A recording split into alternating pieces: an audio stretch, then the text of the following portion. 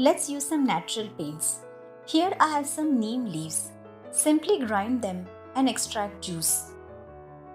Beetroot also has beautiful bright color. Just grind and extract the juice. Alternatively, just boil it and use the colored water.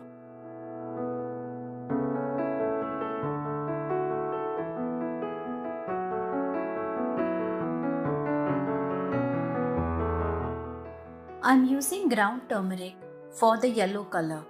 Simply mix some hot water and make paste. You can adjust the consistency of these natural colors by either boiling the juice or adding honey. You can use variety of flowers and leaves, also spices. Try to mix and create different color combinations.